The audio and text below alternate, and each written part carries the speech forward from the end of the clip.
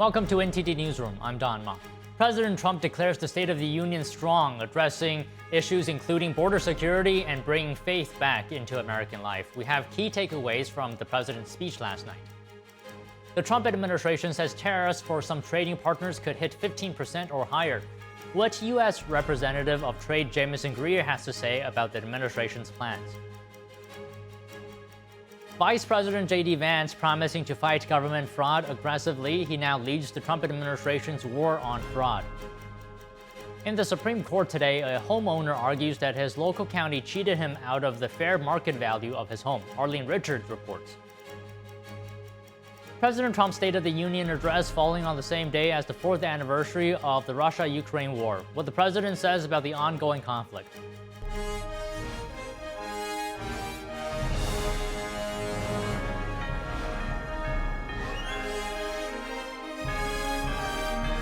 This is NTD Newsroom, live from our global headquarters in New York City. President Trump declaring the State of the Union strong. In a historic and wide-ranging address, he highlights everything from securing the border to bringing faith back to American life. We now go live to NTD's Washington correspondent Mari Otsu at the White House. Mari, good afternoon. So you were at the Capitol last night covering the president's address. What were some of the highlights and moments of bipartisan unity? Hey, Danya, good afternoon to you. And that's right. It was a historic, record-breaking long speech. It clocked in at just under an hour and 48 minutes, beating former President Bill Clinton's by about 7 minutes. And President Trump, among many things that he talked about, did tout his policies, his administration's policies on immigration and crime. That's as he's calling on Congress to pass what he will call the Delilah Law, which would bar any state from granting commercial driver's licenses to illegal aliens. The president there stressing his reasoning behind that, which is that many illegal immigrants do not speak English and thus cannot read basic road signs. And the so-called Delilah Law is named after Delilah Coleman, who was 5 when she was critically injured in a car crash caused by a trailer driven by an illegal immigrant. She miraculously did survive and healed from her injuries, and she was present there last night. Let's take a look at that. Marcus, a fantastic man. Delilah, please, you are a great inspiration. Please stand up.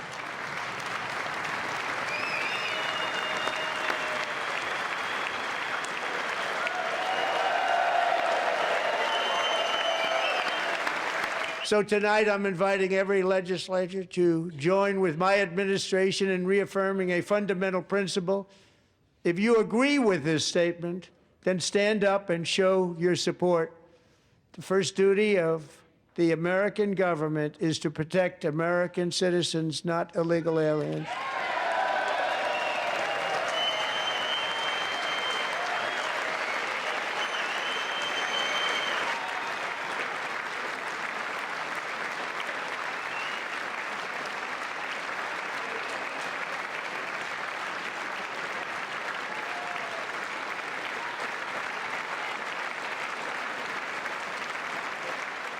You should be ashamed of yourself not standing up.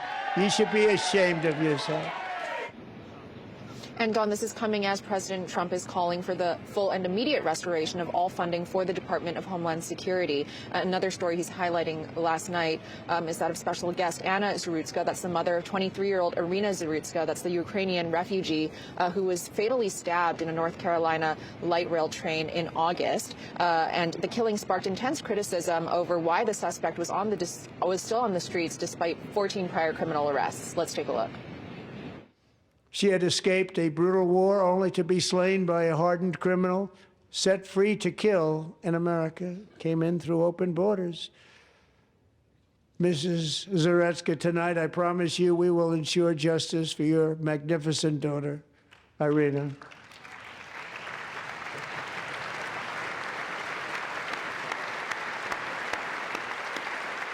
How do you not stand? I'm asking this Congress to pass tough legislation to ensure that violent and dangerous repeat offenders are put behind bars, and importantly, that they stay there. And meanwhile, Donna, historically unprecedented, a number of Democratic lawmakers this year boycotted President Trump's State of the Union, north of 70 lawmakers. And there were also counter addresses scheduled at the same time as his SOTU address. There was a People's State of the Union here in the National Mall and a State of the Swamp at the National Press National Press Club. House Minority Leader Hakeem Jeffries also told Democratic lawmakers who did attend to, quote, silently defy the president's remarks, although some representatives there in the chamber were more vocal about their dissent. For example, Representative Ilhan Omar calling the president a liar and a murderer as he made his remarks there. Virginia Governor Abigail Spanberger was the Democrat chosen to give the official rebuttal, and she criticized President Trump's immigration policy during that rebuttal. Let's take a look. Our president told us tonight that we are safer because these agents arrest mothers and detain children. Think about that. Our broken immigration system is something to be fixed, not an excuse for unaccountable agents to terrorize our communities. President Trump ran on securing the border and fixing the border crisis that he says took place during the previous administration. And the Department of Homeland Security, just before the SOTU address, releasing statistics that in the first year back in President Trump's first year back in office, nearly 3 million illegal immigrants have left the U.S. Over 2.5 million of those are reportedly self-deportations. DHS is also touting the lowest number of murders in over 100 years since President Trump returned to office. And meanwhile, Don, a couple of moments of bipartisan unity last night were when President Trump called for an end to political violence. That's as he asked his special guest, Erica Kirk, widow of assassinated conservative activist Charlie Kirk, to stand. There was also a rare moment of bipartisan standing ovation right at the top of President Trump's speech when the Olympic men's hockey team entered the chamber. Take a look. And for all of these reasons, I say tonight, members of Congress, the state of our union is strong. And to prove that point, here with us tonight is a group of winners who just made the entire nation proud. The men's gold medal Olympic hockey team. Come on in. What a special job you did. What special champions you are. Thank you very much. And among some of the medals that President Trump awarded last night, he announced that he'll be awarding Team USA hockey goalie Connor Hellebuck the Presidential Medal of Freedom. Hellebuck made 41 saves, many of them spectacular, during the U.S.'s victory over Canada over the weekend for that gold medal. And the team spent their day visiting the White House before attending President Trump's State of the Union address last night. President Trump also announcing that the women's team will shortly be visiting the White House, too. Back to you. All right, Mari, thank you. Vice President JD Vance says he will work very aggressively to tackle welfare fraud. Here he is speaking on Fox News earlier today. The Department of Justice is going to be investigating and, where possible, throwing fraudsters in prison. But it's also going to mean that Scott Bessent and some of our friends at the Treasury Department, we're going to be looking at income tax records. We're going to be trying to understand how it is that the American people have been defrauded, how it is that people have used resources and programs that should go to American citizens instead have been going to fraudulent uses. There's a whole host of tools that we have that have never been used. During the State of the Union address last night, President Trump named Vance the leader of the war on fraud. The vice president says Trump has asked him to take a whole government approach. He adds that billions of dollars in Medicaid and child care funding could have gone to illegal immigrants fraudulently. During his speech, Trump says that fraud was rife around multiple states and that a task force was required to eliminate it. He points to Minnesota, California, Massachusetts, and Maine in particular. The FBI is serving search warrants today at the home of a school superintendent in Los Angeles. A spokesperson for the FBI Los Angeles field office confirmed that agents were at the headquarters of the LA Unified School District and at the home of Superintendent Alberto Carvalho. It's unclear what the investigation is about. Carvalho has been the Los Angeles Public School Superintendent since 2022. Before that, he oversaw Florida's largest school district for more than a decade. The LA School District and the Superintendent's Office did not immediately respond to requests for comment. Supreme Court justices today seemed skeptical over whether a homeowner who didn't pay property taxes should get the fair market value of his home after it was sold in a tax foreclosure sale. NTD's Arlene Richards has more. The Supreme Court heard arguments on Wednesday over whether a Michigan county violated a family's constitutional rights by selling their property as part of a tax foreclosure for well under its market value. The county sold the house for $76,000 at auction. The homeowner, Michael Pung, said it was worth $200,000. Pung ultimately received the proceeds from the sale minus the $2,200 in taxes owed, but he still sued the county in federal court. He argued the taxes should have been taken out of the fair market value of the property or the $200,000, and that this was an illegal taking under the Fifth Amendment. Under the Fifth Amendment's taking clause, where the government has taken someone's home for public use, the law requires that the homeowner receive the fair market value of the property. Several justices, pointing to the long history of real estate foreclosure law, seemed skeptical that the county had violated the Fifth Amendment. What do you do with the fact that the English and American legal traditions seem to permit these sorts of foreclosures? Show me cases that don't involve the unfairness of an auction where the courts have given damages greater than the auction price. The Michigan county argued that foreclosures are routine and have been used by all levels of government for centuries, and that the takings clause does not apply to these types of sales where the property was not taken for public use, but rather to settle a delinquent tax. In 2023, the Supreme Court sided with a 94-year-old grandmother whose property was sold in a tax foreclosure sale. The Minnesota county in that case did not give the grandmom the balance from the sale. They instead kept it and used it for public amenities. And because of that case, Pung received the balance of the foreclosure sale of his property. Some justices raised questions about the timing of the sale and whether a valuation of the property could have been conducted, and whether or not this was actually a taking and not a foreclosure. The court is expected to make a decision before its term ends in June. Arlene Richards, NTD News. The social media addiction trial continues today with an expert witness testifying. NTD's Christina Corona joins us live from the courthouse with the latest on what the jurors heard. Christina, how's the trial going today? What did you hear? Good afternoon, Don. That's right. We're outside the Superior Courthouse where an engineer and data science professor testified, saying how social media companies generate billions of dollars through ad revenue from young users under the age of 18. He pointed to research that Instagram generated $5 billion and that YouTube generated $2.2 billion in a single year. However, the YouTube attorneys pushed back, questioning Chandler how he calculated the time watch and ad exposure.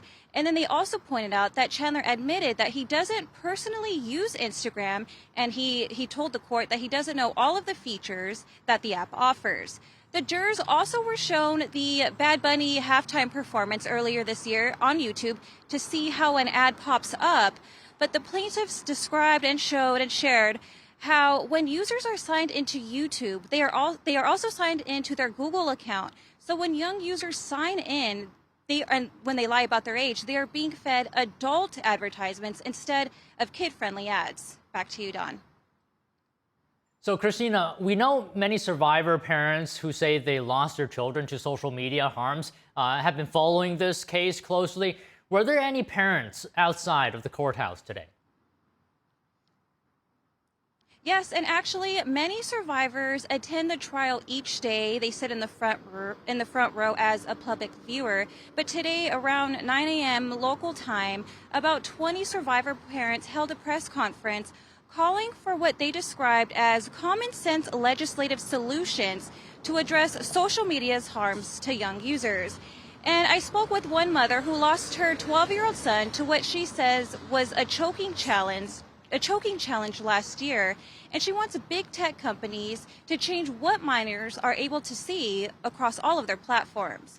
And later today, the plaintiff, who has only been identified as Kaylee GM, she is 20 years old, she's set to testify later today, and she is expected to describe her time on social media, and how this contributed to her depression, anxiety, suicidal thoughts, and even her body dysmorphia. Back to you. Okay, Christina, thank you for the reporting.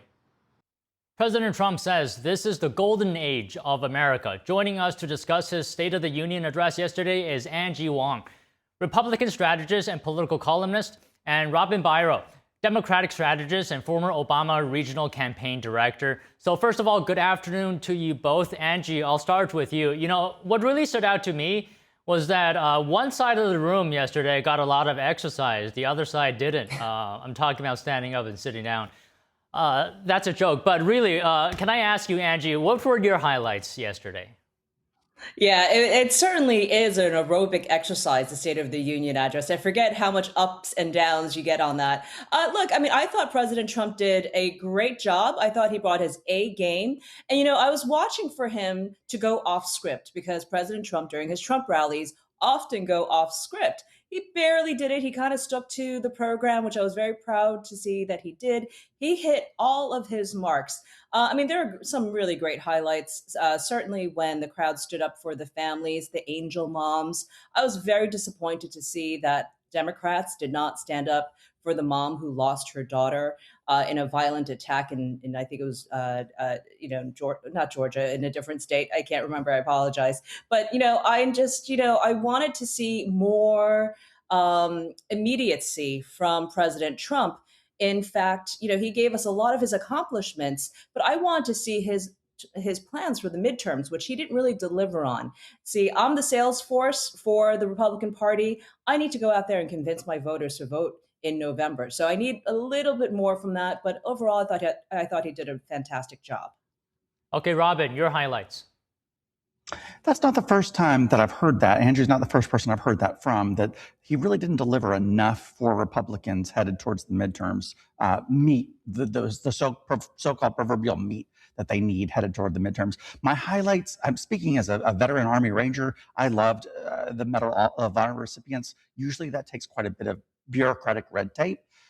It can take 18 months to many years to be awarded a Congressional Medal of Honor. So I was heartened to see that process sped up and those two recipients, especially the gentleman who I believe was 100 years old. It was just a remarkable time. And those moments I appreciated because they enjoyed wide bipartisan support. That made me remember back when I was a teenager and these things felt more like pep rallies to me. The State of the Union address felt more like a pep rally, and we were all across the aisle chanting USA, USA, and we would stand for victories, and it wouldn't be just a partisan thing depending on who's in power at the moment. Don? So Angie, to be clear, are you saying that perhaps President Trump didn't do as well as he could have in getting his message across to voters? Maybe you can elaborate a bit more. No, I thought he did a great job touting his accomplishments, both domestically and abroad. I was expecting to come away with some sort of surprises. I was actually expecting to hear some sort of announcement on Iran. That was what was rumored all day yesterday, that there was a deal that might have been made. I wanted to walk away with something else other than, well, we did such a great job. Because quite honestly, you could do a great job on every single front. But until Americans feel it in their pockets, and I think, you know, he went on about the great accomplishments of the Trump administration's economy. But until I feel it in my pockets, until I feel comfortable that we have a very confident economy going forward, you know, it's going to be really difficult to sell that message to voters during the primaries as well as in November for the midterm elections. So I think that's where I wanted him to address it a little bit more, where we knew that somewhere down the pipeline within 6 months' time that we're going to see some major savings in this country. Okay, understood, Angie. So Robin, let me go to you. To your point earlier that standing up shouldn't be a partisan thing, I think there was one specific point during the address that really highlighted this. President Trump invited Democrats to stand up to show support. I want to show that clip, actually. Let's take a look.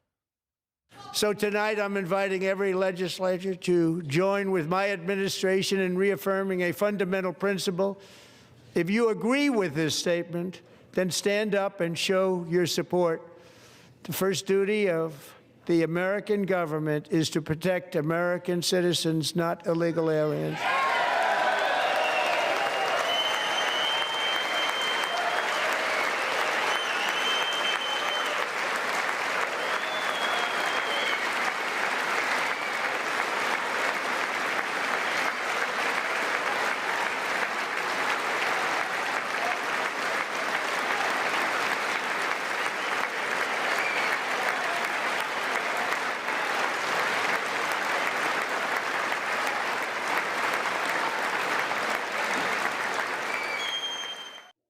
Robin, simple question. Why didn't Democrats stand up? Because we're politically entrenched and have been. Look, this happens when Republicans, if Democrats have the office, Republicans stay seated, firmly entrenched in their seats, even if it's something that should appeal across the aisle. I just hate that we do that in this country because. Look, last night I watched this with a friend of mine who's going off to basic combat training in just a couple of weeks. And I verbally said aloud, that's not a good look for our party and for my party right now to have them in their seats when we should be agreeing to this. It gives the right, all the red meat that they need, talked about red meat for the midterms, that they can play that on a reel, Don, and attack Democrats. And that I didn't like. It's not a good look. Okay, Angie, you're nodding there. What are you thinking? I think Robin's absolutely right. Democrats did not have a great night last night. Between this and their counter-programming, they did a program where it was kind of like the anti-Trump State of the Union address. They had dancing giraffes and people dressed up in frog costumes on stage. It just didn't look like a serious party. And Democrats have to understand they can't stand by their positions, their policies, and also expect, to receive votes when they are behaving like children. And that's what I saw last night with them seated when clearly, Robin's right. There are some issues that are not left, right. They're just like human beings, and they didn't even go for that. And I think it showed Americans who that Democratic Party really is that they don't stand for Americans. Okay, I do have clips here where both sides stood up. So this is one of those moments. Let's take a look. But in 12 months, my administration has driven core inflation down to the lowest level in more than 5 years. And in the last 3 months of 2025, it was down to 1.7%. Okay, so that was a different clip. I was going to show that the hockey team came down. Let's take a look at that. Here with us tonight is a group of winners who just made the entire nation proud. The men's gold medal Olympic hockey team. Come on in.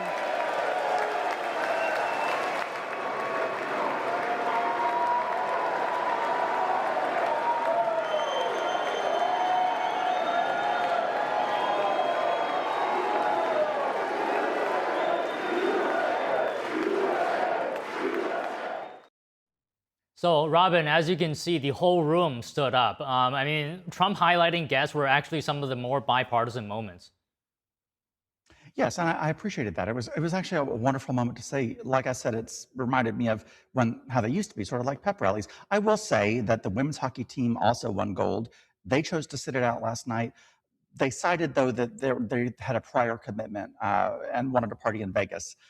Look, I don't begrudge them for choosing to do that. I know that the men's hockey team got a little bit of heat this morning on MSNBC. I think it's called MS Now, for being used, allowing themselves to be used as a political prop. I don't see it that way. If they felt like they were being used as a political prop, they could have chosen to stand out, just like the women's hockey team did, Don. So, Angie, how do you think this election was for guests that were invited yesterday, ranging from war heroes, the hockey team that we just saw, Erica Kirk as well, and grieving families and more?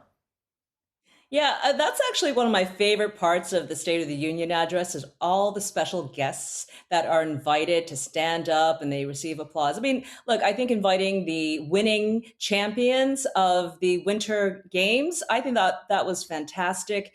Those guys deserve all the glory and victory that they can possibly receive. They did our country proud. So it was really great to see that. And I think that's what I was hoping for. I was really hoping for more unity when it came to the State of the Union address. We know that, our government is so divided right now. Our politics are so divided that it was great to see one moment where everyone came together and we were just proud for 1 second. So I would love to see a lot more of that. I think that's going to pull a lot of people, both from the left, right, and middle, to come together on these issues. And if that's what sports does, man, it did its job. So, Robin, let me get your comments on the first clip before the hockey team clip that we showed, where President Trump was touting his achievements on the economy, specifically talking about lowering inflation. Now, the Democratic response, the official Democratic rebuttal delivered by Spanberger, challenged Trump's portrayal of the economy and argued that Americans still face high costs. Your comments? So let's get into this. Costs were driven up because legitimate supply chain issues during COVID times. When we fixed those problems, prices didn't really go down because retailers pocketed the money. Now we're facing the same thing with tariffs. Prices have gone up because of tariffs. The Supreme Court just said that they're not legal. And I fully suspect that prices are going to remain the same. They're going to do what they did before and pocket the difference. Just last week, we got the numbers of the economy that it grew less than expected at 1.4%. And GDP, the inflation was at 2.3%, I believe. People are feeling the hurt in their wallets. Not a significant amount, but enough to notice. I'm a single dad of 2 school-aged kids. I notice that when I go to the grocery store. So, Angie, some Democratic strategists are calling Trump's speech tone-deaf. And according to a Pew Research poll, around 72% say the economy is either poor or fair. What do you say?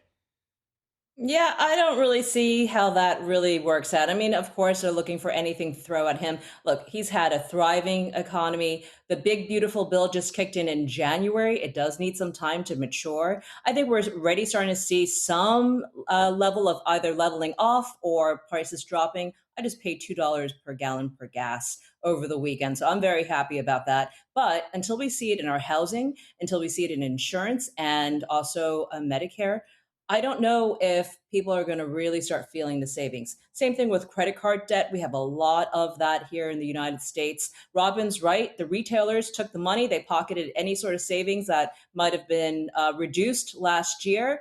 And we're not going to see steak go down from, $20 to 10, not in the next 6 months, not in times for the midterms. But meanwhile, people are living off their credit cards. And I think President Trump and his team should really address that, especially younger people who are already entering their adulthood in debt. How can they achieve the American dream? So if he can find a clear pathway to that, I think we have a winning message for November. Okay, Robin, I'll end with you today. Any final thoughts you have? It's just like James Carville said, it's the economy's stupid. It's the same thing right now. I appreciated the Democratic response last night that was strictly talking about the economy and prices, the price of goods having gone up. We need to do more of that, just get into the data and irrefutable numbers, Don. The numbers don't lie. All right. Great comments from both of you. Thank you for your time today. Thank you, guys. Joining us now to discuss the President's State of the Union address is Penny Young Nance, the CEO and president of Concerned Women for America, the nation's largest public policy women's organization. Penny, thank you so much for joining us today. First off, as a mother and someone who represents over 500,000 women across America, did the president hit on the biggest issues facing women today? He absolutely did. Anytime that there's a poll of the concerns of women, of American women, crime is always at the top 5. And it depends on what's going on. It can be even the top couple. And certainly American women have grown tired and disgusted of the stories every day in the news of young women who are murdered at the hands of illegal immigrants. Laken Riley's named, and Jocelyn Ungary, and other names that have become household names because of the horrible way that their lives ended. We're tired of that. We're sick of it. And we're very grateful that President Trump is taking things in hand. And we've seen crime plummet as this is played out in cities across the world and across the country. In any time in our nation, about 2% of American citizens or Americans are harmed by 2% of our population. And so when you take in hand that 2%, as the president has, you have much more safety on the American streets. So what was going through your mind when President Trump highlighted some of the guests yesterday, like the parents, if I remember correctly, of Zaruska and others? What were you feeling at those moments? I actually, part of my story is I also was a victim of crime. When I was pregnant with my daughter, I was attacked and assaulted on a running path in Virginia. And we all, any woman who's experienced that or knows someone, you feel so strongly for those parents. I was on another network and they were talking about, some of the hard stories of people that have been scooped up as ISIS tried to rid our streets of criminals. And it's messy. But they were talking about, families like being upset that a family member's missing. I said, who's going to be missing at every Christmas going forward is Lake and Riley. Those parents deserve justice for their children. So I'm angry for them. I think of the young woman in Charlotte that was murdered. That should have never happened. And I'm very angry about the fact that 300,000 children went missing as they came along illegally trafficked across our borders. And the Biden administration could not care less about what happened. We found some of those children. We still have about 150,000 that are missing. And we've got to continue, the Department of Justice and others, law enforcement have to continue looking for every single child. We have to have zero tolerance for criminals illegally coming across our borders. Venezuela opened up their prisons and their insane asylums and let people into our country, and we suffered because of it. That can never happen again. So, continuing on your point then, how do you feel about what the Trump administration has done in terms of crime, whether it's sending the National Guard into cities, having ICE deport illegal criminals? Just talk to us about some of the measures that this administration has taken. Well, let me just say, I live in the Washington, D.C. area. Let me tell you from a personal level that women felt very unsafe in our nation's capital. Women that worked on Capitol Hill did not feel safe walking from their cars into their office buildings.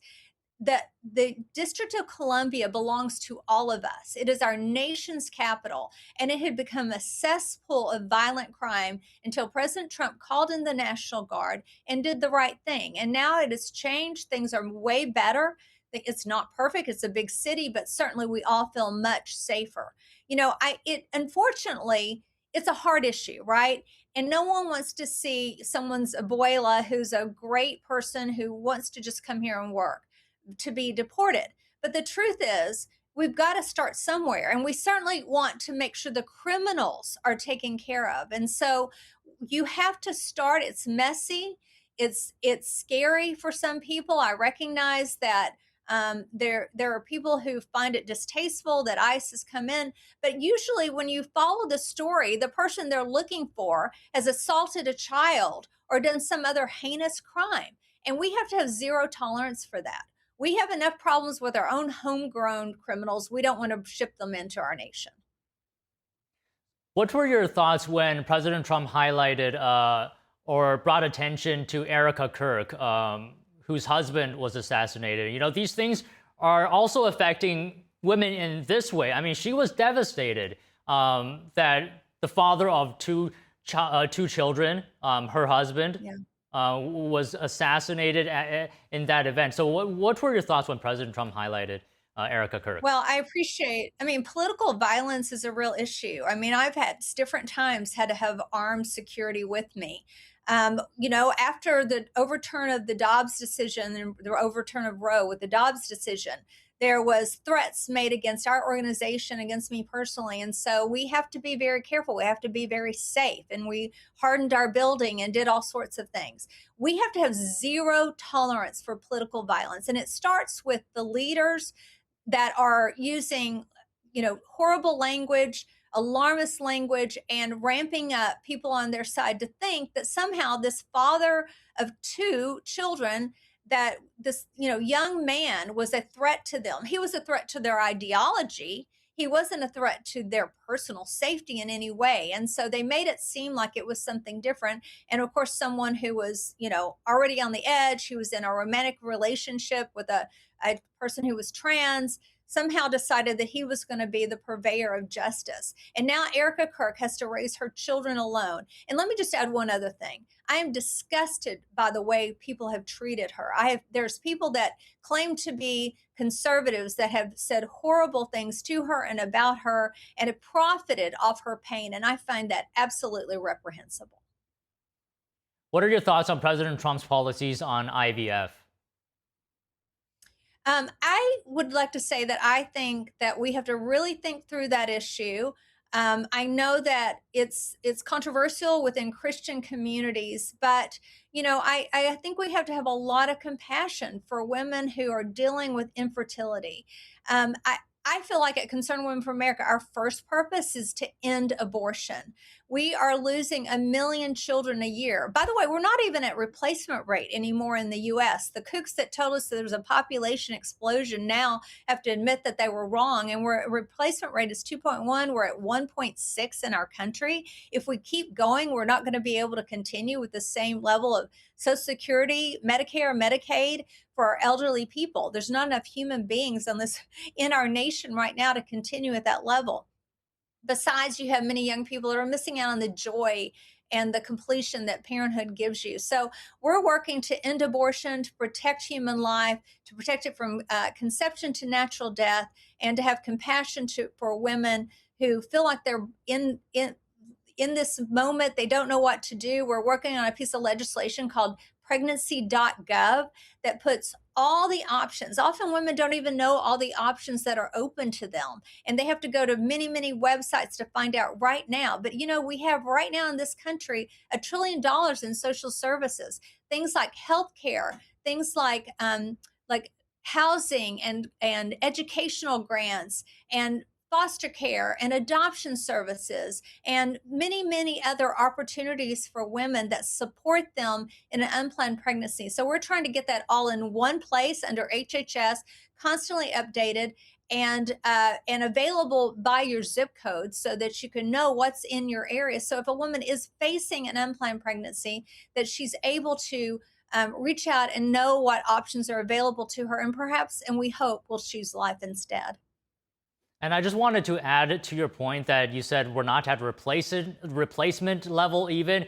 This is on top of the fentanyl crisis where tens of thousands of Americans are being killed every year. So we're not at replacement level and tens of thousands of people are dying. So this is worth something for lawmakers to think and about. And then add to that 1 million, and I guess that would go into that same number, but we are losing 1 million babies a year in abortion. And so we need to have a culture of life in our country where we respect the dignity of every human being, that they were created in God's image, ordained for this earth, and to deserve respect from conception to natural death. Our elderly and our young, people who have abilities, specific issues with abilities, all of them are precious in the sight of God and are part of our human family. At the very least, we need to respect them. But you asked about IVF. We need to respect the fact that we have women that are struggling. I do hope that we don't forget about adoption. We have children that are in foster care and adoption right now, many of whom are not available for adoption for various and sundry reasons. And I think we need to lean into that more.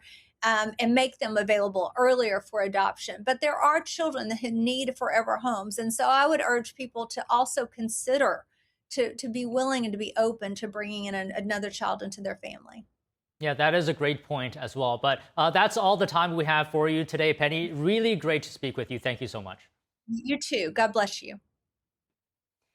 And you heard it just now, President Trump saying in his primetime address that the State of the Union is strong. Joining us now to discuss is attorney Alan Mendenhall. He's a research fellow in the Thomas A. Rowe Institute for Economic Policy Studies and senior advisor for the Free Enterprise Initiative at the Heritage Foundation. So good to have you here today, Alan. Again, let me do something a little bit different. I'll let Governor Abigail Spanberger ask the first question. Here she is, what she said yesterday in the official Democratic response. And let me ask you, the American people watching at home, 3 questions. Is the president working to make life more affordable for you and your family?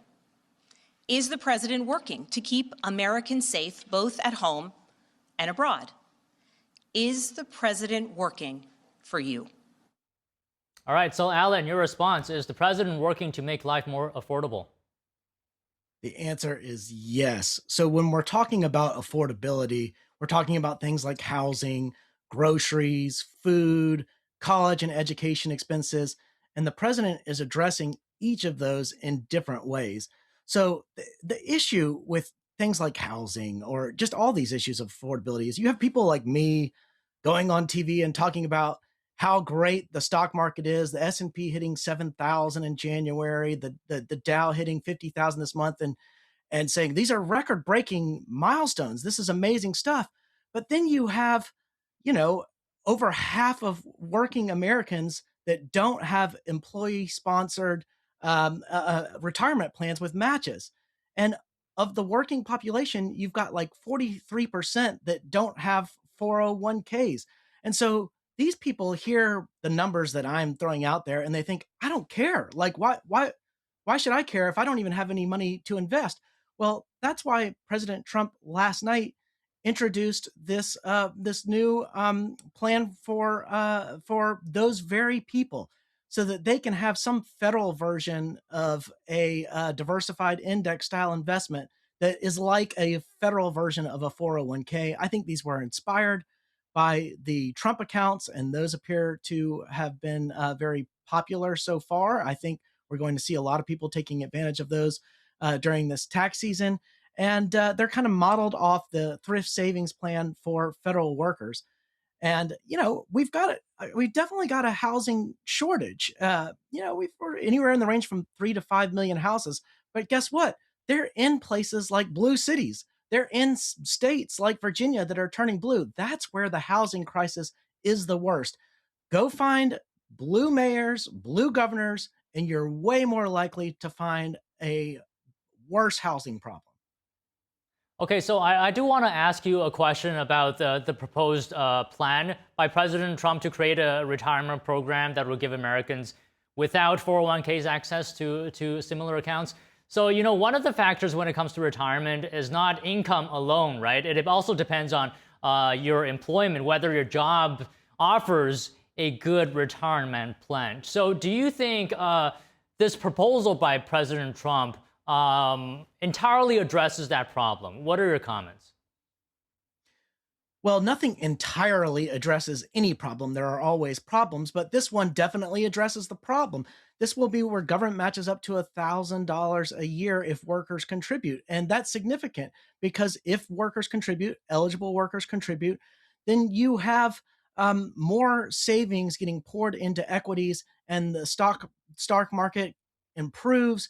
And so all boats are rising in that situation. So I think that's outstanding. I think that's a first step toward addressing some of these problems. The president's great at spotting what regular people want and need, not people who are wealthy, not people who are on Wall Street, whatever. He recognizes what the family in small town Nebraska, the family down the street from me in Alabama, what we need to improve our lives and institutions.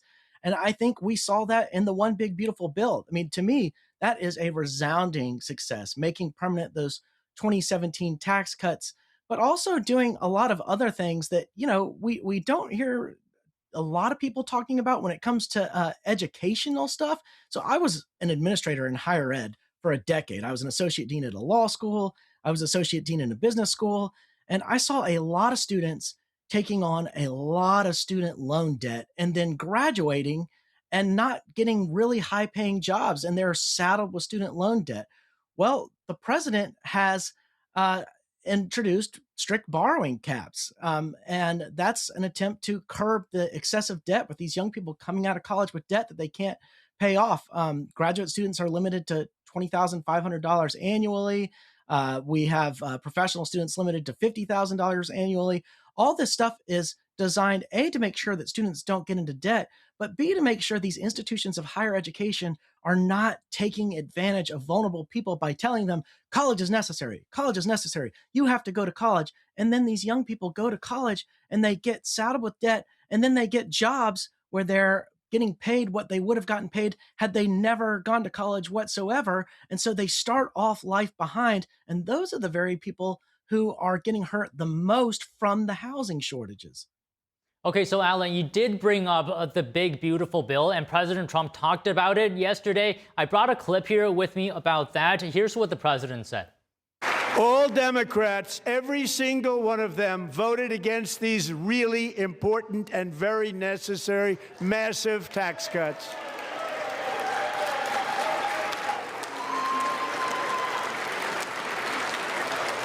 They wanted large-scale tax increases to hurt the people instead. But we held strong, and with the great, big, beautiful bill, we gave you no tax on tips, no tax on overtime, and no tax on Social Security for our great seniors. So, Alan, your reaction, and how has the big, beautiful bill helped the economy? Yeah, I mean, more than $4 trillion would have hit the American people totally in a tax increase, basically, if the tax cuts were not made permanent. And this leaves the average family about $1,700 better off each year. So this is huge. You mentioned, I mean, the president mentioned no tax on tips. I mean, these are not tax cuts for the wealthy or whatever the Democrats might try to portray them. These are tax cuts for the families, people that have families, people that have small businesses, people on Main Street. This is a tax cut for the American people. Okay, so another thing. Spanberger said yesterday President Trump's trade policies have forced American families to pay more than $1,700 each in tariff costs. Is that the case in your view? Look, I don't have the math on tariff costs and all that kind of stuff. What I can say is if we lived in a perfect world where all countries behaved the way they ought to behave and we could have free trade across the board, that would be wonderful. That would be a great situation. Every country could leverage its comparative advantage and we'd all be hunky-dory. But we don't live in a perfect world, unfortunately. And that means there are historical realities, political contingencies, all kinds of things that make trade, make there be trade deficits. It's just the reality. So put it this way: if I were to hire somebody to perform some service for me, I don't know, pick a service, any service, and this person started breaching the contract and was breaching the contract every day and every day and every day, basically cheating, would I continue to employ that person or would I do something about it? The analogy holds with trade. If you've got countries like China that are cheating, you don't just let things go on the way they've always gone on. You do something about it. And tariffs are a tool, and it's not just President Trump that used tariffs. President Biden used tariffs against China too. He actually maintained and increased the tariffs against China that President Trump had instituted in his first term. So, are tariffs a panacea? No. Are they a tool in the equipment of a very complex world where we have complicated political dynamics? Yes, they are. Okay, Alan, just finally, you bring up China's unfair trade practices. Just talk to us a little bit more about that, because the Chinese regime has subsidized companies that are not necessarily profitable and are able to sell at prices that are artificially low into the United States. And talk to us about how these tariffs perhaps have been used to protect U.S. companies from these unfair trade practices.